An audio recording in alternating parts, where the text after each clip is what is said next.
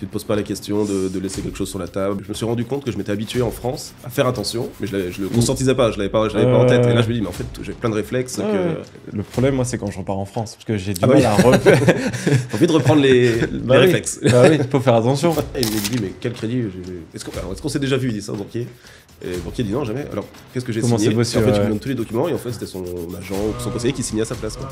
Pour les enfants, si tu t'y prends bien, un enfant entre ses 0 et 18 ans, si tu t'y prends bien, tu peux lui faire avoir un capital assez important à ses 18 ans. Enfin, j'imagine moi, j'ai beaucoup de clients, c'est ça. Ils ont leurs assurances vie, les parents, mais les enfants ont tous leur assurance vie aussi.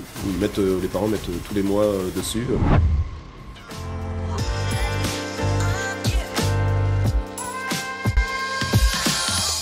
Merci beaucoup d'être là, Jérôme. Avec plaisir. Merci tu m'as déjà envoyé un invité grâce à ton réseau, donc merci aussi beaucoup pour ça. C'était un épisode qui m'avait beaucoup plu, qui était intéressant. Est-ce que tu peux te présenter, expliquer ce que tu fais maintenant et après on va repartir un peu en arrière pour en savoir un peu plus sur ton parcours et comment t'en es arrivé là? Ok, donc Jérôme Baden, j'ai bientôt 47 ans. Je viens de Bretagne. Ma mère est bretonne, mon père de Guadeloupe. Donc voilà, j'ai la communauté des métis. J'ai fait mes études en France en droit. J'ai fait 5 ans de droit. Okay. À l'époque, ça s'appelait un DEA en droit privé, droit de la famille, succession, donation. Et tu voulais faire quoi à ce moment-là? Enfin, tu te disais, je vais être avocat, ou tu savais pas trop? En maîtrise, j'ai fait une maîtrise droit des affaires, donc, et je pensais droit fiscal. J'ai tenté le concours pour entrer au ce qu'on appelle le CRFPA, l'école, avant de faire avocat. Okay. Et du coup, je l'ai pas trop préparé, je l'ai raté un point, puis après je suis parti en Master 2, comme on dit maintenant, et bref, j'ai vu d'autres voies s'ouvrir. Mais au début, dans mon idéal, quand je suis rentré à la fac de droit, c'était peut-être d'être avocat. Ouais. Ok, trop bien. Ouais. Et juste à la fin de tes études, tu as commencé à travailler, t'as travaillé dans la gestion de patrimoine ou... Oui, donc j'ai fait mon DEA de droit privé, après j'ai fait un autre Master 2 en école de commerce, enfin l'IAE de Rennes, parce que j'ai fait partie de mes études à Rennes. Et ensuite, oui, je suis rentré à la Société Générale, en tant que conseiller en gestion de patrimoine, donc au Sable d'Olonne, en Vendée. J'ai découvert la Vendée. Ça peut paraître bête, mais je savais même pas qu'en banque, il y avait des gestionnaires de patrimoine. Ah ouais, si, en banque, en général, les banques françaises, elles sont classifiées, selon ce que tu gagnes, on va dire, t'as ce qu'on appelle la clientèle grand public, d'abord. Donc, en gros, qui a moins de 50 000 euros. Ensuite, t'as la clientèle bonne gamme. En patrimoine? En patrimoine, ouais. Okay. Ensuite, t'as la clientèle bonne gamme qui est entre 50 000 et 150 000. En cash, ouais. En patrimoine, en cash. Et là, t'as un conseil bonne gamme entre 50 et 150. Et puis, à partir de 150 000 de cash, tu peux avoir accès à un conseil en gestion de patrimoine. Ah ouais? Voilà, jusqu'à 1,5 million. Après, t'as la banque privée. Et le point, c'est qu'ils te présentent que des solutions que propose la banque. Donc, en soi, c'est pas forcément idéal ou... On va dire que la plupart des gens en France utilisent leur banque, clairement. Voilà. Après, non, bien sûr, les banques ont ce biais-là. Elles produisent aussi, elles font leurs produits. Je sais pas, une assurance vie, la banque va te proposer l'assurance vie de la banque. À l'intérieur de l'assurance vie, ils vont proposer les fonds actions de la banque également. Donc, c'est assez ciblé. Et surtout, en fonction du conseiller que tu as, donc du patrimoine que tu as, on te présente pas les mêmes placements. Je comprends. Voilà. J'ai déjà fait des commentaires. C'est souvent des débats avec ma mère sur les conseils qu'elle reçoit des banquiers. Ah. C'est souvent très très compliqué, mais voilà. Ok, tu lui dis qu'il faut qu'elle m'appelle. Malheureusement, il n'y a pas grand chose à gérer, mais c'est... Voilà. Après, c'est pas de la faute des conseillers. Les conseillers font leur métier, travail, mais on leur présente, on leur dit, voilà, cette clientèle-là, vous êtes conseiller grand public, donc vous présentez, je sais pas, le livret A, plan de logement, assurance vie, mais basique. Ouais, mais en fait, rien à présenter. Enfin, pour moi, il n'y a rien à présenter, quoi. Tout le monde connaît ça. Enfin, je pensais que tout le monde connaissait ça. C'est juste... oui, plan de logement, livret A, assurance vie, ça commence, non, pour rentrer, parce que l'assurance vie, c'est une enveloppe juridique. Après, ce qu'on met à l'intérieur, ça, il y a beaucoup de support, ça peut, voilà. Je comprends. Faire de l'ingénierie. Et du coup, j'ai commencé au Sable d'Olonne en tant que conseiller en gestion de patrimoine. J'ai dû faire 4 ans, je pense. Donc, je m'occupais, moi, de tout le littoral vendéen. Parce que j'allais en agence aider les conseillers, justement, bonne gamme. Moi, je venais en support pour les aider. Donc, à dire moins de bêtises. Ou les aider pour des clients ou des clients compliqués, des fois, mais avec un certain patrimoine et une ingénierie un peu supérieure. D'ailleurs, à cette époque-là, j'ai été pas mal contacté une année, puisqu'on a eu l'affaire Kerviel à l'ASG. J'étais conseiller à ce moment-là, donc t'imagines que les clients étaient un peu stressés. Les gens imaginaient qu'ils allaient perdre tout leur argent, que la banque allait fermer. Mais le cash que Kerviel a, entre guillemets, fait perdre, c'était Enfin, ça représente une petite goutte, non, par rapport à la banque Bien sûr, globale. bien sûr. Et en plus, C'est c'est le compte pas... propre, c'est pas l'argent des gens, mais la plupart des gens ne savent pas Ils comment fonctionne mélangent une banque. tout. Donc, Bien oui, sûr. tout le monde. Moi, je Voilà. dis pas que je sais non plus, mais j'imagine que oui, ça allait pas être l'argent du livret à des gens, quoi. Ouais, Là, c'est- mais les gens, voilà, ils imaginent ça. Donc voilà, il faut venir, il faut les aider. Moi, je me souviens, il y a une personne qui avait justement un contrat d'assurance vie, tu vois, un peu plus de 300 000 euros, je crois. Son conseiller m'appelle en panique, il me dit, il veut tout retirer en cash. Donc, comment Ouais. on fait? Donc du coup, il m'appelle, donc je viens, et la personne, voilà, chef d'entreprise en plus, mais très énervé, il dit, oh non, mais moi je veux tout retirer, parce qu'en plus, après, il y a eu bref, une autre crise après. Il me disait, non, mais ça va plus rien rapporter, on va bloquer nos contrats, je pourrais plus retirer mon argent, et je veux du cash. Je veux pas, j'ai plus confiance dans les banques, je veux pas mettre dans un coffre et tout, je vais mettre tout chez moi. Je dis, bah, pas de souci. Ce qu'on va faire, c'est que le protocole, c'est qu'on appelle la Brinks, qui vient devant l'agence du petit village en Vendée. Attends, tu lui as sorti en cash? Ah non, non, je explique le process, et je lui dis, et du coup, le camion de la Brinks va venir devant l'agence, donc dans la rue, où il y a l'église, il y a tout, donc, vu de tout le monde, nous, on vous met ça dans des sacs, des grands sacs, on les met les sacs dans le truc, et vous allez aller, le camion va aller chez vous, et les sacs vont du camion à chez vous. C'est discret, en tout Je pense que, voilà, vous allez faire la joie des cambrioleurs locaux. Donc voilà, donc bien sûr, après, j'ai réussi à le calmer, je me suis dit, regardez, vous avez, je vais pas entrer dans le détail des produits, mais vous avez, la plupart de votre argent sur du fonds en euros, donc fonds en capital garanti, voilà, vous allez pas le perdre, Et devant 2-3 ans après, il a fait avec plus 4% chaque année, il était content. Et c'était en quelle année de Kerviel? C'était 2007? C'était ça? Ça doit être ça. J'avoue que j'ai plus les années en tête, mais... Et après, il y a eu la crise de 2008, tout. Ouais, il y a eu la crise de subprime. Ok, très bien. Ouais. Et t'es resté là-bas 4 ans, tu disais? 4 ans, voilà. Et après, on m'a demandé, du coup, de gérer les conseils en gestion de patrimoine du Grand Ouest de la France. Parce que la Société Générale, comme beaucoup de banques, se partage en 4 la France. Okay. Donc moi, je gérais les conseillers les conseillers en gestion de patrimoine du Grand Ouest. Et donc, j'étais au siège. Et en plus, je faisais des conférences pour les clients. Donc, je rayonnais dans le Grand Ouest, c'est de Brest à Orléans, si tu veux, et de Cherbourg, donc en haut de la Manche, justement à peu près les Sables-d'Olonne, la Vendée. Et donc, j'allais dans toutes ces villes.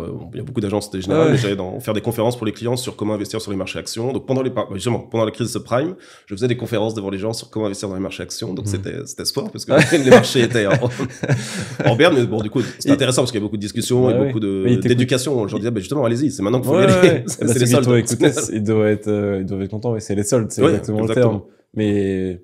peut-être que pour le français moyen, c'était difficile de comprendre ça. Non, mais ça, c'est le gros problème enfin, pas qu'en France, mais en France notamment, c'est la culture financière. Voilà. Moi, on nous apprend pas à l'école. Enfin, je sais pas si toi tu l'as appris à l'école, mais moi avant. Je considère ne rien savoir, même maintenant. Enfin, vraiment pas grand-chose. Ce que j'ai appris, je sais pas. Pour moi, c'est un peu du bon sens quand même. Je sais pas. La seule chose que je fais pour entre guillemets ma retraite, c'est SP500 et de l'IMO. Ok. Mais je pense que c'est pas une mauvaise idée. Enfin, je sais pas. Mais voilà. Il faut avoir ça dedans. Après, il y a toute une autre gamme. Oui, non, bien sûr. Tu es jeune, donc tu vas par étapes. Franchement, ça va vite. Ça va très vite. Tu as déjà perdu du temps, mais voilà. Et après, donc dans le groupe Société Générale, t'es resté combien de temps? Du coup, après, j'ai dû faire 3 ans, 3 ou 4 ans. Et en fait, 3 ans au siège de la région Grand Ouest, qui était du coup aussi à Rennes. Et ensuite, ce qui s'est passé, c'est que moi, j'étais rentré à la Société Générale pour après m'expatrier. J'ai toujours voulu m'expatrier, j'avais envie d'aller voir le monde, comme on dit. Okay. Et l'ASG faisait ça parce qu'elle avait des expats un peu partout dans le monde. Et bon, Kerviel plus les subprimes, en gros, ils ont arrêté les contrats d'expat. Ils ont arrêté les conneries. Voilà. Ils sont dit parce que c'était des beaux packages comme les contrats d'expat. Et c'est toujours il y a de moins en moins d'expat, mais ceux qui ont des contrats d'expat en général, c'est assez sympa. C'est-à-dire que tu viens travailler à Dubaï et tu gardes ton contrat en France pour quand tu rentres. Okay. Donc voilà, donc c'est. Mais bon, l'ASG ne le faisant plus, ils m'ont juste proposé la Russie et je cherchais plutôt un pays chaud. Donc j'ai pas été en Russie. Et du coup, j'ai cherché. Et j'avais aussi le côté où j'avais fait un peu le tour en tant que salarié. Voilà, je voyais les limites. T'étais à la fois dans le côté international et entrepreneur. Oui. Ah donc. Enfin, entrepreneur, je me suis rendu compte le fait que si tu veux dans la banque, comment dire, t'évolues par grade quoi. C'est des lettres jusqu'à JK, puis après K t'es hors classe, donc là tu deviens vraiment. Et ça dépend quand même de tes performances, c'est juste une question de temps. Non, ça dépend de tes performances. Ah quand même. C'est pas comme un prof qui est soit exceptionnel, soit c'est pas la grille des fonctionnaires si tu veux, mais il y a quand même un peu de ça parce qu'au final je me suis rendu compte. Moi, on m'a dit justement avant que je parte la dernière année que j'étais arrivé, je sais plus, j'étais à la lettre I ou J, et que en gros j'étais arrivé un peu trop vite. Là, j'étais trop jeune. Et ils vont te laisser attendre. Et pour avoir un poste, pour être un poste qui pouvait m'intéresser vraiment de management, là, même en chantant de la gestion de patrimoine, mais dans du management, gérer 100 personnes, on me dit bah non, il faut être le niveau au-dessus, et sauf que bon, t'es trop jeune et les gens vont mal le prendre qu'un jeune. Ah oui, donc, tu vois, d'accord. un peu la mentalité Ça que je fonctionne reproche comme ça, à la ouais. France pour ça. Me lance pas là-dessus, sinon ça va être Non, mais voilà. compliqué. Moi, je reproche ça, je reproche le côté, enfin, moi, je les avais, mais je trouve ça hallucinant l'importance qu'on donne au diplôme. Voilà. Quand les gens ont fait leurs preuves, pour moi, ils ont fait leurs preuves, il Ouais, n'y a bien pas sûr. de. Ah, parce que tu veux dire l'importance, pas forcément en début de carrière, mais même 10 ans après, si t'as pas le bon diplôme, ils pouvaient te bloquer. Ah bah moi ça m'est arrivé on m'a demandé de faire un entretien, je vais avec les RH faire un entretien, ils me demandent, voilà, on veut recruter un conseiller en gestion de patrimoine, on aimerait bien que tu viennes, en gros, voilà, faire l'entretien, évaluer ce qu'il vaut, et je vois le DRH à côté de moi, première question, la personne avait 50 ans, c'était une reconversion, non, il a toujours fait ça, mais il avait sa boîte, et Ouais. il en avait marre d'être indépendant, Ouais. et il revenait en tant que conseiller en banque et tout. Et le DRH lui demande la première question, c'est, vous avez fait quoi comme étude, quoi. Je dis, mais il a 50 Mais ans, comment c'est il a possible? fait ça. Mais comment c'est Moi, j'ai pas dit possible? devant le mec, mais et moi, j'ai halluciné. Je me dis, mais non, c'est un autre monde. Et ça, tu penses que c'est très français ou tu le vois un peu dans... Non, je pense quand même que c'est très français. Bon, c'est quand même, enfin, dans certains domaines, surtout en tant que salarié, c'est toujours mieux d'avoir des diplômes. Enfin, ça aide surtout à rentrer Ouais. directement avec un certain Niveau, salaire, un ouais. certain level. Ouais. Après, non, ici aux Émirats, je vois que ils ont encore le côté, enfin, c'est un peu le rêve d'Américain d'avant, mais il y a le côté, tu peux vite monter. Beaucoup de gens que je connais dans l'hôtellerie aux Émirats, ils sont très jeunes, ils me disent, j'aurais jamais pu avoir ce poste-là. Ok. En France, c'était impossible. Ok. Et après, t'es passé directement de Société Générale à Abu Dhabi ici, ou tu... Oui, c'est ça. Donc je décide. Je me rends compte que j'ai pas de poste d'expatrié au sein de la Société Générale possible. Donc j'en parle au big boss. Il me dit, au final, je peux le dire maintenant. Il me dit, bah t'as raison. Parce que moi aussi, il est arrivé très haut, mais il a senti qu'il avait atteint son plafond de verre. Il pouvait pas rentrer, on va dire, dans le top 10 de la Société Générale parce qu'il avait pas de diplôme, justement. Lui, il s'était fait tout seul, le bac, Et était même grand à 40 ans, c'est patron impossible. charismatique, il était très très bon. Et il le bloquait comme ça, Ouais, juste... c'était, ouais, t'as pas fait les grandes écoles qu'il faut. Oh, c'est dramatique, mais ouais. Voilà, alors que c'était vraiment quelqu'un de brillant. Et quand je lui dis ça, il dit, ouais, je comprends. Ouais. Il me dit, d'un moment dans ma carrière, je me suis demandé, un client m'a dit, viens bosser pour moi. Il l'a pas fait. Et, mais bon, il a fait une super carrière, tant mieux pour lui. Et donc là, j'ai commencé à prospecter. J'ai regardé les cabinets de gestion de patrimoine qui s'occupaient des expatriés. Et je suis tombé, donc j'en ai vu 3. Donc à l'époque, Crystal Finance, ça s'appelle La Place maintenant, et Quance, et Pierre et Placement. Et c'était les 3 qui existaient déjà il y a 10 ans. Oui, il y a 10 ans. Ok. Ouais. Et donc du coup, j'ai vu les 3 et j'ai vraiment bien sympathisé avec celui qui a créé Pierre et Placement, donc Didier Préguerquello. Voilà, ça a matché tout de suite, on a la même vision des choses, on fait le métier pour aider les clients, voilà, la vision humaine du métier, donc cabinet, on va dire familial, où tout le monde a le même état d'esprit, et voilà, donc je suis parti. Donc en fait, ce qui s'est passé, non, avant de rencontrer Didier, ce qui s'est passé, c'est que je viens au mariage d'amis que j'avais ici il y a, donc, je sais pas, 11 ans, Olivier et Virginie, qui sont donc à Dubaï depuis quelques temps, et sur le balcon, je rencontre un gars qui me dit, bah moi je suis Pierre et Placement, on a un cabinet ici, on cherche quelqu'un pour ouvrir soit Doha, soit Abu Dhabi. Ok. Ah. Et je dis, bah moi je Abu prends Abu Dhabi. Dhabi, on se revoit dans 6 mois, donc j'ai le temps de rentrer, préparer le départ. Et donc tu as quitté un poste bien en place de salarié pour repartir de zéro ici. Exactement, tout à fait. Parce que notre business model, c'est qu'on est des conseillers de patrimoine indépendants. on travaille, donc on se crée tous notre clientèle. Voilà. Donc on part from scratch. Et tu repartais enfin pas d'un nouveau domaine, parce que c'était ton domaine, mais de zéro en termes de réseau, alors que de ce que je comprends, tu fonctionnes qu'avec le réseau, un peu comme nous pour les clients. Tu peux me parler de ça, comment tu as fait pour trouver tes premiers clients, parce que c'est un nouveau continent, il n'y a rien de similaire à la France ici, donc comment t'as fait? Et en plus, voilà, comme je disais, je te connaissais pas du tout à Abu Dhabi, parce que je suis venu au mariage de mes amis qui sont à Dubaï, donc je connaissais Dubaï, mais j'étais venu, puis donc je suis 6 mois ou 1 an après, je débarque à Abu Dhabi, donc je découvre la ville. J'arrive au mois d'août comme bon nouvel arrivant, je me promène dans les rues. J'ai fait la même chose. J'étais tout seul. J'ai fait la même chose je suis arrivé en août aussi. Ah oui, c'était l'année où on avait encore les masques. Ah oui, en plus, d'accord. Ouais. C'était super. Ah non, moi, je fais pas les masques. C'est fantastique. Donc, je m'installe avec ma femme de l'époque enfin non, au début, je viens tout seul.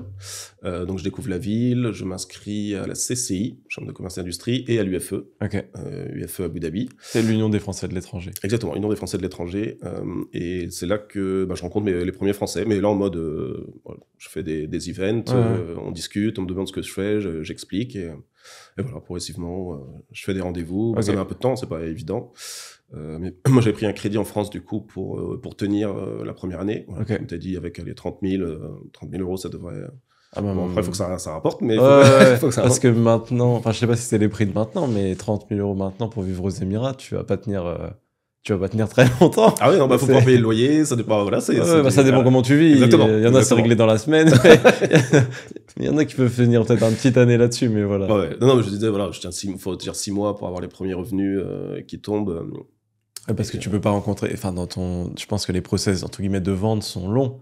Oui. Parce que tu peux pas rencontrer quelqu'un et dire qu'il te fasse confiance, qu'il signe. Enfin, ça me paraît un peu... Alors, surtout qu'au début, donc Pierre et Placement, le cabinet existe depuis 20 ans aux Émirats. Donc, il est arrivé il y a longtemps, mais il était à Dubaï. Il n'était pas du tout à Abu Dhabi. Ok. Donc, mais Dubaï, il avait une certaine notoriété. notoriété. À l'époque, oui, je pense que je suis arrivé, il y avait 4 personnes à Dubaï. Ok. Donc moi, j'ai été tout seul à Abu Dhabi pour ouvrir le bureau. Mais autant à Dubaï, il y a des personnes qui connaissaient déjà Pierre et Placement parce qu'on était là depuis longtemps, mais pas à Abu Dhabi. Donc c'était vraiment d'abord parler du cabinet et dire que voilà, on est une ancienne sérieuse et autres. Bon, après, d'autres domaines, ça va parce que c'est quand même... bon, c'est facile de vérifier en France parce qu'on est bien sûr, on est inscrit en France et autres. Hein, c'est un cabinet basé à Paris, le siège est à Paris. Mais les gens peuvent vérifier voilà, si c'est sérieux. Et puis après, on parle français. C'est ça quand même la grosse différence. Direct, ça casse une barrière, ouais. Parce que les gens sont harcelés, peut-être moi maintenant, je sais pas, mais été harcelé avant par des, je vais pas dire leur nom, mais des boîtes anglo-saxonnes de gestion de patrimoine. J'ai jamais reçu. Pourtant, dans les Français, oui, par contre, j'en reçois souvent. Ah, c'est ça. Mais t'es proche aussi de la communauté française, donc t'es identifié. Non, quand même, pas autant que toi, mais j'essaye. Et à quel point c'était un choc de passer t'étais à Paris, en France? Non, mon dernier poste, c'était à Rennes, en Bretagne. De Rennes à Abu Dhabi? De Rennes, bon, la chaleur, déjà. Après, j'ai bossé à Paris, j'ai bossé aussi à Paris, donc je connais bien Paris, mais non, alors ce qui m'a vraiment le plus surpris, mais je pense que tout le monde le dit, mais c'est la sécurité. Le fait que tu te poses pas la question de laisser quelque chose sur la table. En tout cas, à Abu Dhabi, c'était vraiment... Enfin, moi, je me suis rendu compte que je m'étais habitué en France à faire attention, mais je le conscientisais pas, je l'avais pas en tête. Et là, je me dis, mais en fait, j'ai plein de réflexes pas besoin d'avoir. Bien sûr, mais là, le problème, moi, c'est quand je repars en France, parce que j'ai du mal à refaire. Faut envie de reprendre les réflexes. Bah oui, faut faire attention. Alors que ici, non, pas du tout, ouais. Exactement. Ça, c'est ce qui t'a marqué, c'est le principe. Ça, c'est vraiment marqué direct. Après, bien sûr, les locaux, les Émiriens, de voir des Émiriens. Moi, je les avais vus que dans les Tintins ou autres, habillés. Et même maintenant, t'as du réseau dans les locaux, t'as des... Oui, maintenant, j'ai rencontré les locaux. Il y en a un que je connais depuis, je pense, 8 ans.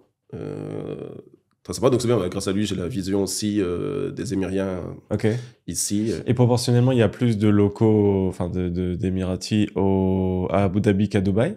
J'avoue que je sais pas, mais j'ai l'impression, je crois que c'est à peu près dans la population, ils sont à peu près 10% global, donc je pense que ça pourrait pareil, mais j'ai l'impression qu'ils sont plus visibles, enfin on vit plus avec eux peut-être à Abu Dhabi. Enfin, je sais pas, parce qu'à Dubaï je les vois moins souvent. J'ai presque jamais eu d'interaction avec des locaux. Ah oui. Les seuls, non mais quand je te dis, je pense, j'ai eu 5 fois, j'ai parlé à un local, quoi. D'accord. J'allais dire toute ma vie, mais dans les 2 ans et demi que j'étais ici, c'est arrivé, ouais. Et c'est arrivé surtout au début, quand je t'ai dit, quand il y avait encore les masques, même à l'extérieur, à l'intérieur, et je sais pas, avec ma tête et ma barbe, et avec le masque, il me parlait en arabe. Il pensait que je comprenais. Mais sinon, depuis, jamais. Ni dans le business, ni... Ouais. Ah, c'est amusant. Après, c'est vrai que, toi, t'as ton compte et t'as pas d'Émiriens dans ton équipe? Non. Parce que c'est vrai qu'il y a beaucoup de gens qui sont à Abu Dhabi, par exemple, qui bossent dans des grandes sociétés où il y a des Émiriens, bien sûr, dans la boîte. Donc ils discutent tous les jours, on les croise. Après, des amis Émiriens, non, c'est pas non plus. Non, j'en ai pas. Ok. Floraison, mais parce qu'en fait déjà les Émiriens ils sont très timides. Au début les gens, je pense qu'ils arrivent, ils pensent qu'ils sont hautains ou autres, alors que les connaissances tout ça, ils sont très sympas, quand tu vas chez eux très accueillants et autres, mais par contre ils sont assez timides. Je comprends. Ils ont un peu de réserve. Mais non, il faut faire l'effort de rentrer en contact. Je vais essayer. En vrai, je peux difficilement faire pire, donc voilà. Ah mais ça t'intéresse je peux te présenter un Émirien qui parle français et qui sera content de faire un podcast. Ah ouais, ça serait trop intéressant. La Sorbonne. Mais ça serait ultra intéressant d'avoir sa vision sur... Parce que moi, je me pose plein de questions de comment ils nous voient. Enfin, nous étant tous les expats qui habitent dans leur pays. Parce qu'en France, il y a, je sais pas, 7-10% d'étrangers, ils pensent à la catastrophe. Et ici, c'est 90%. Et tout, entre guillemets, tout va bien. Du coup, je sais pas trop, c'est pas forcément comparable non plus. Mais je pense que ça serait ultra intéressant. Ah ouais, j'ai vraiment beaucoup de questions à leur poser. Parce que j'ai jamais eu l'occasion de discuter, donc je pense que ce serait super intéressant. Donc je vais mettre en relation, Et comme je disais, moi, je suis arrivé à Abu Dhabi, le CCI, et donc Chambre de commerce et d'industrie et Union des Français de l'étranger. Après, d'autres associations, Abu Dhabi Accueil et autres. Donc, en gros, j'ai fréquenté tous les endroits où il y avait des Français. Et puis après, j'ai fait progressivement, premier client. Après, les gens me présentaient d'autres personnes. Et avec le temps, l'UFE m'a demandé, parce que moi, quand je suis arrivé, l'UFE Abu Dhabi, le nouveau président élu avait 50 ans, il m'a dit je suis le plus jeune de l'asso, donc il va tu veux pas créer l'UFE jeune, on va dire. Okay. C'est l'UFE Avenir, qui a été repris récemment là par Chari chez nous, et du coup donc voilà, j'ai créé l'UFE Avenir et j'ai fait avec Betty, je t'ai croisé Betty, qui est jeune. Enfin, on était plus jeunes à l'époque. et voilà, du coup, on a fait venir les jeunes, parce qu'il n'y avait pas d'event, du coup, pour les jeunes, il ne se passait rien. Donc, voilà, ça a grossi. Ce qui est la réputation d'Abu Dhabi, déjà. Enfin, je pense que tu connais, mais pour les gens de ma génération, on est plus à Dubaï parce qu'on pense qu'à Abu Dhabi, il ne se passe rien. Oui, c'est ça, exactement. Et que c'est plus pour les familles. Ouais. Mais c'est vrai que c'est la vision. Mais c'est marrant parce que c'est la vision que moi qui viens de province, qui viens de Vannes, exactement. Ah, par rapport à la province, et Paris. Ouais, exactement. C'est exactement la mentalité, les mêmes choses. Enfin, pas tout le monde, hein, bien sûr, je ne fais pas. Mais tu vois, ce que je veux dire souvent quand ça m'arrive souvent à Dubaï. Enfin, c'est peut-être les soirées où je vais, mais directement on me demande combien tu gagnes. C'est vrai et c'est exactement la vision que j'avais de Paris, enfin que j'ai vécu à Paris d'ailleurs, exactement la même chose. Mais je me souviens... Pas tout le monde, mais je te dis, il y a une caste qui mais pense, tu l'as pas fait, mais je me souviens d'un moment où on était ensemble, on discutait à un événement de la CCI et il y a quelqu'un, je pense, d'Abu Dhabi qui est venu me poser la question. Ah oui. Je sais pas si tu te souviens, mais du coup, c'était une des premières fois qu'on me demandait moi. Après, moi, j'ai pas de problème avec ça, mais après, en tant qu'entrepreneur, la réponse, je sais pas, on va la sortir, c'est pas évident. Oui, non, difficile de répondre, mais voilà. Et après, non, c'est normal qu'aussi à Dubaï, parce que Dubaï a attiré beaucoup d'entrepreneurs, notamment dans le e-commerce et autres, parce que c'est la seule ville qui était ouverte pendant le Covid. Alors, et Abu Dhabi, c'était beaucoup plus fermé. Oui, c'était quand même plus fermé. Oui. C'était mieux, enfin, pour moi, c'était mieux qu'en France, mais c'était quand même plus strict. Ouais. Même bien 6 mois ou 1 an après que je sois arrivé, on devait encore faire des tests pour aller aux événements. Enfin, c'était quand même... C'était pas comme à Dubaï, ouais. Voilà, à Dubaï, c'est ouvert, c'est la fête. Voilà, c'était la fête. Je pense que c'est exactement mais bon, ça a été, enfin, au Destin, ça a été bien géré. On a eu une période de confinement, mais je pense à Dubaï, il y a eu un petit peu aussi. Mais après, on a eu des couvre-feux que je pense que Dubaï, il n'y a pas eu trop eu. Je sais pas, j'étais pas là. J'étais en Suisse à ce moment-là. Et en Suisse, il se passait rien. Il y avait rien. Ouais. On devait juste mettre des masques, mais qu'à l'intérieur. Pas de confinement, pas de couvre-feu, rien de tout ça. Et dehors, on pouvait se promener sans faire un papier. Où on devait Abu Dhabi, en dehors du couvre-feu, où tu pouvais te promener, il n'y a pas de souci, mais ça, c'était pas... Je comprends. Et c'est pour ça que je disais, beaucoup de gens ont vu, il y a eu ça. Enfin, donc, Dubaï a une image de ville hyper ouverte, beaucoup se sont installés ici, tous les digital nomades viennent ici. Et puis après, Dubaï fait une belle pub de la ville. Hein, donc alors qu'Abu Dhabi, c'est la ville qui est riche, clairement, du pétrole. Donc, ils n'avaient pas ce côté de faire de la pub pour le tourisme ou autre. Ça a changé depuis, je pense, le projet, il a peut-être 10 ans maintenant, mais on voit depuis 3-4 ans, enfin, depuis donc ils ont fait le Louvre d'abord, et puis après ils se sont dit, on va faire du tourisme culturel, on va se spécialiser là-dedans. Donc là, il y a le musée Guggenheim, Zayed. De toute façon, pour faire du tourisme de fête ou de tourisme d'activité, ils sont trop de retard par rapport à Dubaï. Oui, il y a déjà Dubaï, donc pas la peine de faire la même chose. Enfin, quoi que les Saoudiens veulent faire ça, ils sont en train de faire une île pour faire de la fiesta. Franchement, je leur souhaite bon courage. T'es déjà allé en Saoudie, j'imagine? J'ai déjà été une fois. Je suis allé à Riyad, je trouve. Tu sais, on en entend beaucoup parler ici. Comme quoi, c'est vraiment un Eldorado. En tout cas, certains pensent ou disent ça. Moi, je trouve que ils sont quand même beaucoup de retard encore. Hein. Ils sont vraiment pas à rattraper Dubaï ou les Émirats. Ça met du temps. Mais après, ça met du temps, mais c'est la force de l'argent qu'on peut accélérer beaucoup de choses. Oui, bien sûr. Parce qu'on fait les Émirats en peu de temps. Et moi, je vois, pareil, Abu Dhabi, comment ça se développe. Enfin, quand ils décident quelque chose, ça va très vite. Et tu vois une vraie différence entre il y a 10 ans quand t'es arrivé et maintenant? Certaines règles. C'est marrant, j'en parlais avec mon ami Myriam Mohamed. Et un jour, je lui dis ça. Je lui dis, c'est avec l'émiratisation. Tu vois l'émiratisation. Tu sais c'est qu'il faut des quotas de plus en plus nombreux d'émiriens qui travaillent dans les boîtes. Et je lui dis, voilà, je vois, il y a certains cadres qui sont pas contents parce qu'ils auraient dû avoir ce poste-là et on le donne à quelqu'un d'autre. Ils vont partir. Lui, vous avez pas peur que les expats, au final, s'en aillent et se disent, c'est plus intéressant, les Émirats. Et il m'avait dit, et ça, je pense que c'était il y a 5-6 ans. Il m'a dit, tu sais, nous, du jour au lendemain, quand on veut, on fait revenir les expats. Ils savent exactement comment faire. Exactement, tout à fait. Donc, ça a été ça. Ils ont, à un moment, quand ils ont voulu continuer à développer la population, ils ont dit, Golden Visa, plus des histoires, quand t'es pas marié, tu peux pas habiter ensemble, c'est ça avant. C'était la période du Ramadan, tout était fermé, maintenant c'est J'ai l'impression qu'en plus, depuis après le Covid, ça a eu un grand changement entre avant et après le Covid, c'est de ce qu'on m'a dit. Parce que moi, j'ai vécu que l'après-Covid, et pour moi, le Ramadan, c'est Enfin, c'est rien de spécial, quoi. Enfin, Ouais, oui, évidemment sur le côté religion, mais sinon on vit normalement. Enfin, je trouve qu'il y a pas de, je vois rien de spécial. Il se passe rien de spécial. Non, c'est Donc, ça. Sauf qu'on fait des iftars. Non, bien sûr, mais je veux dire, c'est un peu comme en France, quoi. Il se passe rien de spécial. Ouais. On peut continuer à travailler et Tout à fait. tout va bien, quoi. Ouais.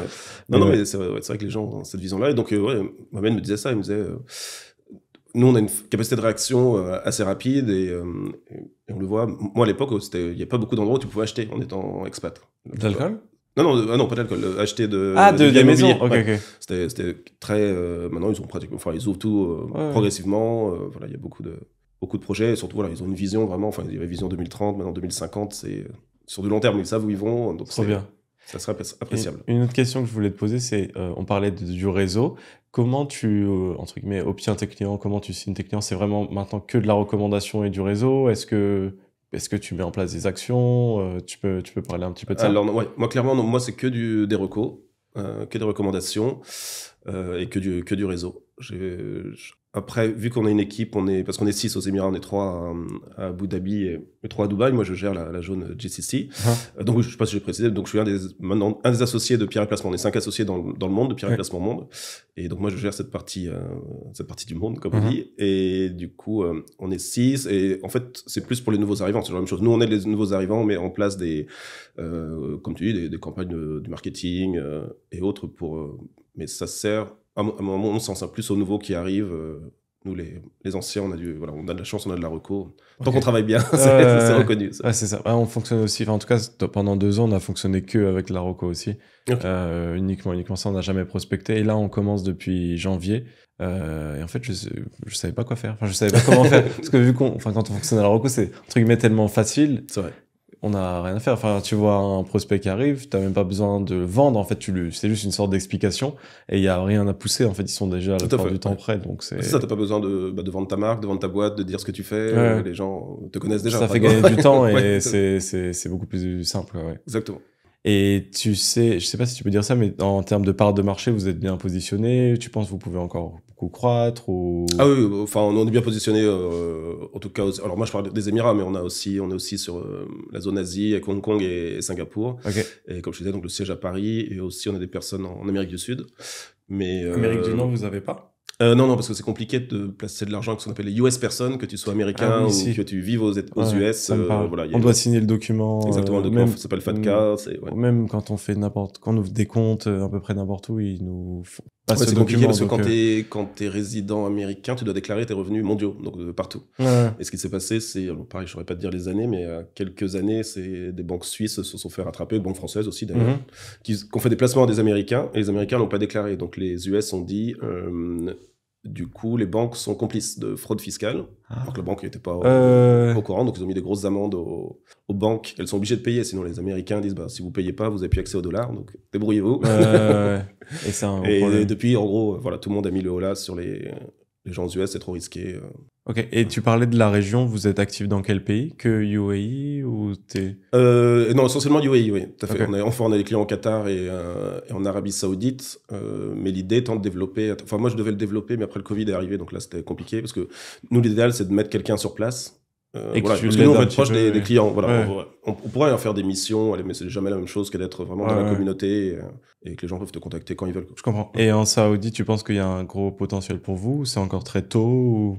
c'est sûr qu'il y a un potentiel parce que les gens gagnent bien, il y a moins de choses à faire, donc moins à dépenser. Donc ils épargnent.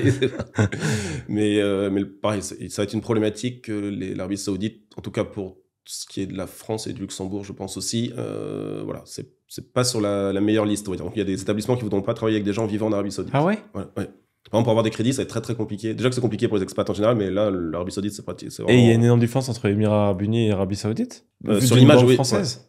Ah oui, parce qu'en fait, c'est que tu as des classifications, liste noire, liste grise et liste verte. Donc les Émirats sont ressortis récemment de la liste grise. Ah, c'est liste verte maintenant? Voilà, ça y est, maintenant tout est de nouveau. Et ça te facilite la vie ou ça change oui, si, ça facilite la vie. Parce qu'en fait, quand tu es sur liste grise, c'est-à-dire que tu as des obligations renforcées de KYC, c'est Know Your Customer. Donc en gros, on demande beaucoup plus de papiers aux gens, beaucoup de paperasse. Certains moments avaient justement... quand les Émirats sont repassés sur liste grise, certains avaient dit bon, ok, on travaille plus du tout avec les Émirats. Donc nous, certains partenaires, heureusement, on en a beaucoup dans chaque domaine. Donc mais il y en a qui ont dit, ça dit carrément non, nous on fait pas, c'est trop parce que eux de leur côté doivent implémenter justement de la conformité, de la réglementation. Ils se sont dit ça fait trop compliqué, on va pas le faire. Ok, Et donc l'Arabie Saoudite est plutôt sur la liste, peut-être pas noire, mais voilà, c'est beaucoup veulent pas travailler du tout. Gris foncé. Mais par contre, oui, ça attire beaucoup d'expatriés, de Français, donc bien sûr, on y sera aussi. Ouais. Ok, très bien. Et justement, peut-être tu peux parler pour être concret, comment ça se passe quand tu accompagnes un client? J'allais dire de A à Z, mais le Z, c'est quand il meurt, du coup, j'imagine. Oui. Parce que ça fait partie de on suit les enfants. Ouais. Mais tu peux parler de ça Oui, bien sûr. Je sais pas, en prenant un cas moyen d'un client. Ok. Alors, on va dire, je pense 80% de nos clients, en tout cas aux Émirats, nous contactent pour se faire leur retraite, ou pour se créer une rente le plus vite possible, arrêter de travailler plus vite, peut-être. Parce que ici, on cotise pas. Enfin, sauf tu peux cotiser à la CFE, la Caisse des Français de l'étranger, mais bon, ça coûte quand même assez cher. Et ça coûte combien?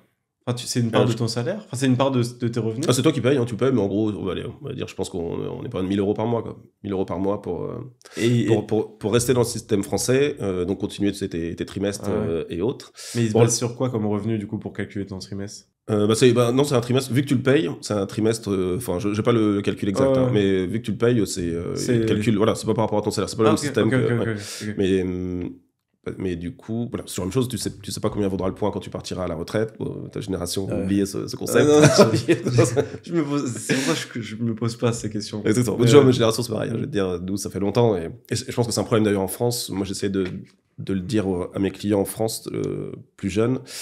Parce que c'est vrai qu'en France, on est très vu qu'on a vu nos parents, nos grands-parents avoir la retraite, sauf que là, les gens n'auront pas les mêmes revenus que ce qu'on a connu avant. Donc, ne pas rester que sur le système de retraite classique. Donc, on a parlé de quelques personnes qui cotisent encore ici, parce qu'ils ont beaucoup cotisé en France, donc autant finir, autant terminer et faire, mais sinon, la plupart placent eux-mêmes leur argent pour se créer une rente, quoi. Ok. Donc, nous, vu qu'on a accès à tous les placements qui existent en France et tout ce qui est assurance vie, contrat de capi au Luxembourg, nous, on leur dit, voilà, il n'y a pas de produit miracle, il n'y a pas un produit qu'on va prendre, ça va rapporter du 10% sans risque, et tu auras ta retraite. Ça, malheureusement, ça n'existe pas. Du coup, l'idée, c'est de se créer une rente dans différents secteurs d'activité. Donc, l'immobilier classique, tu achètes de l'IMO, je peux diversifier entre acheter en France et acheter aux Émirats. Il y a l'immobilier professionnel, ça, c'est plus les SCPI, je sais pas ce que ce type de support. Donc, ça fonctionne assez bien pour les Émirats parce que tu t'occupes de rien. Quand tu investis dedans, tu n'as pas à gérer les locataires et le risque est hyper limité. Et avec nous, la particularité, lorsque les SCPI prennent des biens en Europe, on ne paye pas d'impôt. Dans les Émirats, on paye 0. Donc, c'est vraiment une forte rentabilité. Alors que je ne sais pas si tu sais, mais quand tu achètes un bien immobilier en France, tu le loues vide, enfin, il est location nue, comme on dit, tu es taxé à 37,2% sur les loyers, même si tu habites ici. Donc, si tu as 0 sur une SCPI en Europe, plus intéressant. Et la rentabilité des SCPI, la moyenne du marché, c'est 4,5% par an. Et on va dire, t'en as quand même pas mal, notamment européennes, qui font du 6-7% par an de rendement. Donc ça va te créer un autre revenu. Donc, tu as les loyers qui viennent de ton locataire classique, tu as les loyers qui viennent de l'immobilier professionnel SCPI. Après, bien sûr, tu as les marchés actions. Donc, toi, tu investis sur non, tu m'as dit sur le SP500. SP500. Voilà. Après, toute une gamme dans les marchés actions, c'est assez énorme. Mais bon, il faut qu'il y ait des revenus qui viennent de là, ou de la croissance de capital. Après, oui, comme tu sais exactement ce que tu viens de dire, SP500, c'est peu les dividendes et beaucoup l'appréciation. Enfin, normalement. Oui, tout à fait. Ouais. Après, tu prends les dividendes, je pense, s'ils viennent. Oui, mais c'est sur des ETF, sur cet ETF. Ah non, c'est un 40 d'ETF. C'est 1,45 sur SP500. Oui, c'est pas c'est pour ça qu'après, il y a plusieurs stratégies actions. Il y a action dividende, il y a stratégie dividende et stratégie growth. Mais du coup, et après, t'as d'autres classes d'actifs, quoi. On va dire que la base, c'est ça. La base, c'est nos clients bien sûr, ils remplissent leur livret A et autres, les trucs bancaires qui sont juste là pour nous, si t'as un coup dur et que t'as besoin d'argent rapidement, en un clic, c'est sur ton compte et tu peux l'utiliser.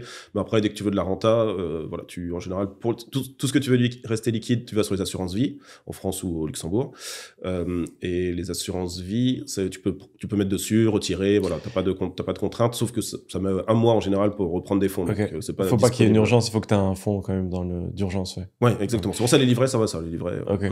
Et en crypto, tu as des clients qui te posent des questions là-dessus, qui l'abordent, ou ils sont loin de ça, ou... Oui, si, j'ai des clients, si, bien sûr, ça... surtout quand les cryptos montent, c'est toujours la même chose. Donc en ce moment, ça, on en reparle de nouveau. Il y a un an, non, mais maintenant, ouais. Oui, tout à fait. Donc, du coup, non, alors nous, on fait pas de crypto parce que pour l'instant, alors nous, le cabinet Pierre et Placement, on fait que justement des supports d'investissement qui sont agréés par l'AMF, par l'autorité des marchés financiers. Donc les cryptos, c'est pas du tout validé par. Donc nous, on n'en fait pas. Mais après, si, bien sûr. Mais si par exemple demain il y a un ETF Bitcoin, là peut-être que vous pourriez. Voilà, si l'AMF agrégé par, exactement. Je sais pas comment dire, par l'AMF, tu pourrais le proposer. Tout à fait, tout à fait. Ouais, BlackRock en a fait un. Normalement, l'ASG est en train d'en faire un aussi, Société Générale. Donc ça arrivera bien sûr. Ouais. C'est ceux qui ont des diplômes à la Société Générale qui ont le droit à ça. Les autres, Au début, je pense que oui. Ça sera réservé à la clientèle privée. Quand on dit. Et tu vois des situations de personnes qui s'y prennent super en retard, je sais pas, qu'on... Ah oui, mais après, il n'y a pas de super en retard. La moyenne, je crois que la moyenne en France pour commencer... Enfin, en France... Ouais, non, pour penser à la retraite ou faire quelques placements pour la retraite, c'est autour de 50 ans. Donc, tu vois, 45, 50 ans. Donc, non, bien sûr qu'il y a des... Bon, après, quand t'es expat, logiquement... Non, mais il faut y penser avant, là. Bien sûr, mais surtout mais plutôt possible, plutôt que pense tôt, mieux c'est, parce que l'idée, c'est d'épargner, en fait, de pouvoir mettre un petit peu de côté, même si tu commences avec, je sais pas, 200 ou 300 euros, peu importe. Mais moi, j'ai eu des clients qui sont en VIE. Tu vois les VIE, volontariat international. C'est trop bien s'ils peuvent commencer en VIE. Mais ils ont bien ça en tête tout de suite. Je vais pas avoir de retraite parce que je vais certainement être expat en plus. Donc, je mets tout de suite de côté pour ça. Et surtout s'ils mettent à 22 ou 23 en sortie d'études, bah c'est vraiment... Ah bah là c'est énorme, sur la durée c'est... Ah oui, je sais. Je fais... je sais. Non, ce que j'allais dire, je fais calcul des intérêts composés sur SP500. Ouais, non, mais... Du coup, je reste concentré à ça, parce que, ouf, ça... Non, c'est là que tu vois que c'est énorme, mais après, il faut pouvoir les mettre, il faut pouvoir l'oublier, en fait. Voilà, faut pas paniquer quand ça chute. Il faut pas t'exciter l'année où ça fait moins 30%, en fait. C'est ça le problème. Enfin, le vrai problème, il est là. Exactement. Et après, c'est un peu irréaliste parce que quand quand je vois le truc des intérêts composés, oui, mais je me projette pas à mes 60 ans non plus, parce que sinon c'est évidemment gigantesque. Sauf que, est-ce que je vais laisser, autant d'argent sur le SP500 alors que je peux prendre moins 30% dans l'année? Mais après, ça c'est... Ah ouais, ça c'est sûr. Mais après, tu arbitres, c'est ça. Parce que moi, alors nous, on fait souvent tout ce qui est investir sur les marchés financiers, marché actions, sur l'assurance vie, justement, parce qu'il y a un cadre juridique intéressant sur l'assurance vie, même si tu rentres en France après. Mais du coup, enfin, moi, ce que je dis au premier rendez-vous aux gens, tu me demandais comment se passait un premier rendez-vous, mais notamment, je leur dis ça tout de suite, je leur dis, voilà, on va sur les marchés actions. Par contre, il y a deux biais sur les marchés actions, c'est que moi, je sais pas si vous achetez au plus haut ou au plus bas. Ouais. Donc, on met pas 200 000 d'un coup, voilà, sur les actions. On l'étale dans le temps. Ouais. Et après, pareil, là, c'est de votre côté, c'est quand ça monte. Voilà. Il y a des moments, peut-être, en effet, les intérêts composés, ça compte, mais il y a des moments où il faut peut-être se dire, est-ce que je prendrais pas mes gains, parce que là, on est en train d'exploser, j'ai une à plus 70% sur un secteur, voilà. Parce que je prends pas, au moins les gains, je laisse le truc et je réinvestis. J'imagine que ça peut être plutôt plus vrai sur des actions spécifiques. Par exemple, t'as acheté Total je dis n'importe quoi, mais 40, c'est à 90, tu commences à vendre, plutôt que sur des ETF, parce que sur des ETF, c'est moins sujet à de la volatilité. Bien sûr.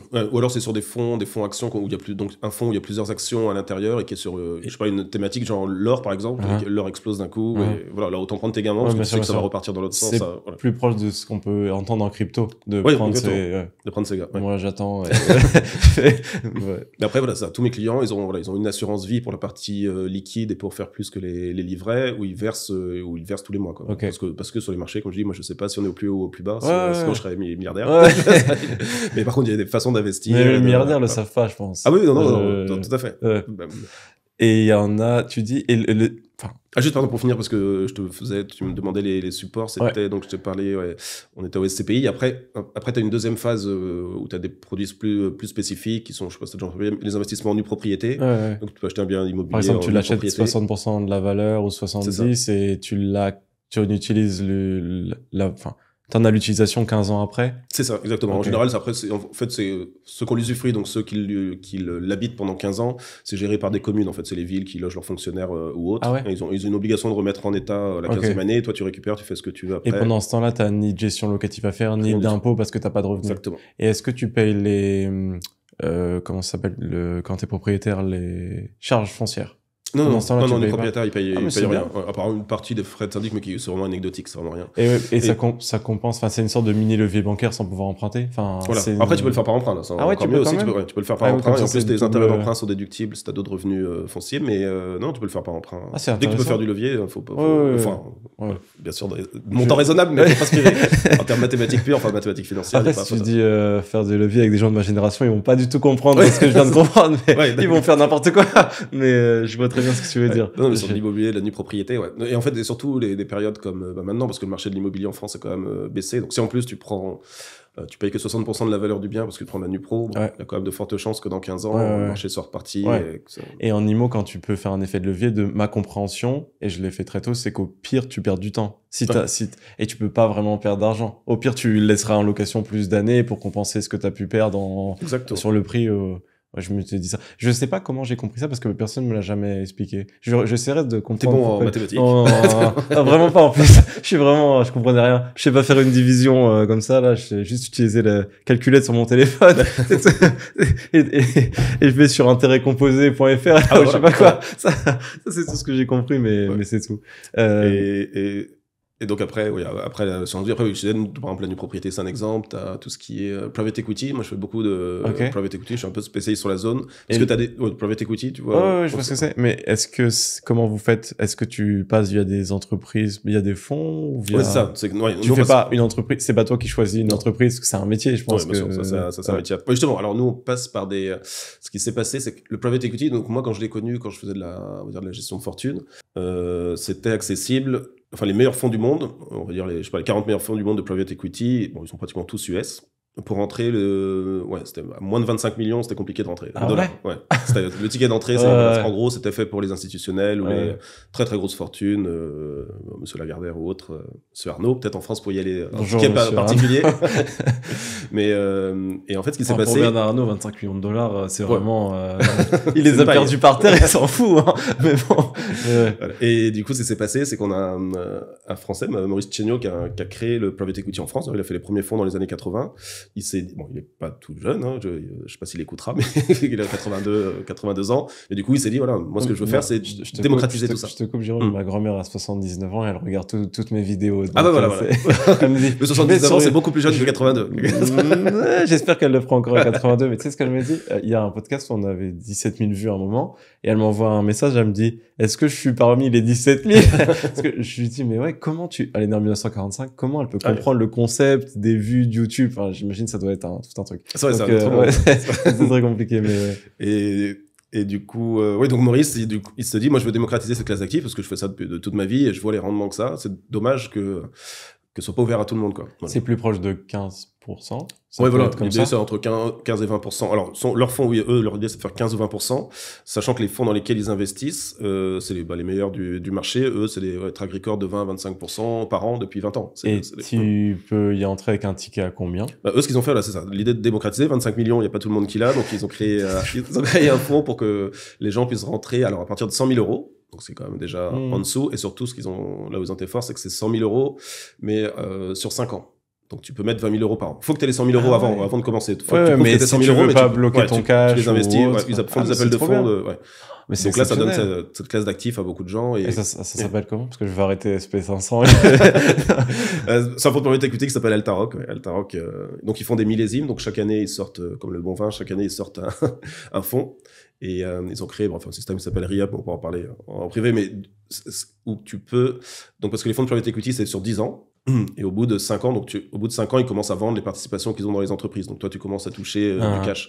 Et donc, pour ceux qui ont les moyens, mais tu peux investir dans chaque fonds, 2023, 2024, 2025. Pour que ça soit tous les ans. Voilà, donc tu investis... au final, tu investis pour te faire simple, dans 6 ans, tu investis à peu près 350 000 sur 6 années. Ouais. Après, là, tu mets plus rien, ça s'autofinance les nouveaux fonds avec les sorties des autres. Ah ouais. Et du coup, après, ça te crée une rente à partir de la 9e année, ça te crée une rente quand tu es non-résident de 70 000 euros par an qui tombe, plus tu continues à investir dans les autres. Donc, en fait, t'as fini le jeu en 7 ans, quoi. C'est ça que tu disais? Voilà, ouais. À partir de 6 ans, t'investis plus et la 9e année, tu commences à toucher 70 000 euros environ par, environ, voilà. Et... C'est pour ça qu'en fait, l'âge, ça change tout.